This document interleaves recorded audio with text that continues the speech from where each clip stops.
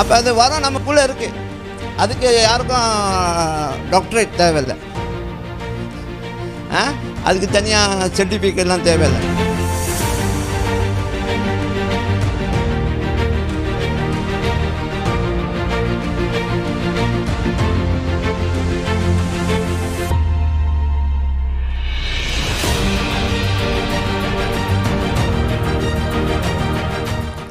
அப்புறம் இன்னொரு காரியம் இதில் வரும்பொழுது, சுகமாக்குறது அதுவும் ஒரு வரம் தான்.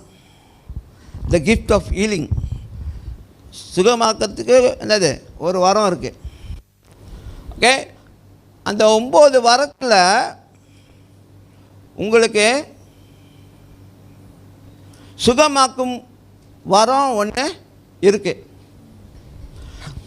அப்படின்னா என்ன, ஒரு கால் உங்களுக்கு அந்த சுகம் ப்ரே பண்ணுறதுல உங்களுக்கு அந்த தைரியம் இல்லை. ஓகே, உங்களுக்கு அந்த தைரியம் இல்லை. ஆனால் ஒரு சமயம் உங்களுக்குள்ள ஒரு தூண்டுதல் வரும், இவங்களுக்காக நீ ப்ரே பண்ண அப்படின்னு.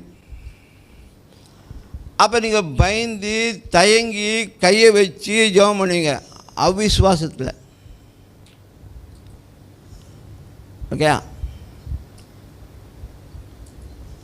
அவிசுவாசத்தில் நீங்கள் என்ன செய்வீங்க? பயந்து தயங்கி, ஆண்டவரே எனக்கு தெரியாது, நீங்கள் தான் உங்களை குணப்படுத்தணும், எனக்குள்ளே ஒரு தூண்டுதல் வருது, நான் அதுக்கு கீழ்ப்படுகிறேன், ஆனால் நான் அதுக்கு பொறுப்பு இல்லை அப்படி சொல்லி போய் கை வச்சு ப்ரே பண்ணுவீங்க. ஆனால் சுகமாகிடுவாங்க. அது வரும், அது வரும். அப்போ அது வரம் நமக்குள்ளே இருக்குது. அதுக்கு யாருக்கும் டாக்டரேட் தேவையில்லை, அதுக்கு தனியாக சர்டிஃபிகேட்லாம் தேவையில்லை. சில பேர் தீர்க்க தரிசனம் வரம் தான் இருக்கும், ஆனால் தீர்க்கதரிசி பேர் வச்சுருவாங்க. அவங்கள டைட்டில் நான் தீர்க்கதரிசி அப்படின்னு. தீர்க்கதரிசி 5 ஊழியம், 5 ஊழியம் அதில் உள்ள தீர்க்கதரிசி. அப்படின்னா அவங்க மேமாங் தீர்க்கதரிசி தான். புரியுதா?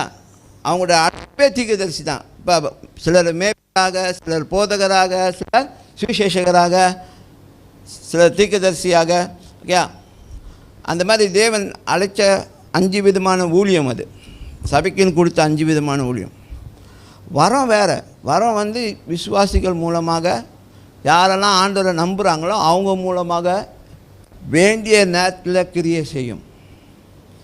அது நீங்களாக கூட சொந்தமாக ஆக்டிவேட் பண்ண முடியாது, அதாவே தானே ஆக்டிவேட் ஆகிடும். புரியுதா? நீங்கள் தீர்க்கதரிசனம் உங்களுக்கு தீர்க்கதரிசனம் சொல்லியே பழக்கம் இல்லை, ஆனால் தீர்க்கதரிசனம் தூண்டுதல் வரும். போய்ட்டு ஒருத்தவங்களுக்காக ப்ரே பண்ணுவீங்க, ஆண்டவர் சொல்கிற காரியத்தை சொல்லுவீங்க. பப்ளிக்காக சொல்ல மாட்டீங்க, அவங்கள்ட்ட சொல்லுவீங்க, ஆண்டவர் உங்களோடு இதை பற்றி பேசி இது சொல்கிறாரு இது சொல்கிறாரு. அவங்க அப்படியே கண்ணீராக ஊற்றும். அங்கே ஒரு ஹீலிங். புரியுதா? ஸோ விசுவாசம் இல்லாமல் தேவனை பிரியப்படுத்த முடியாது. ஆமென்.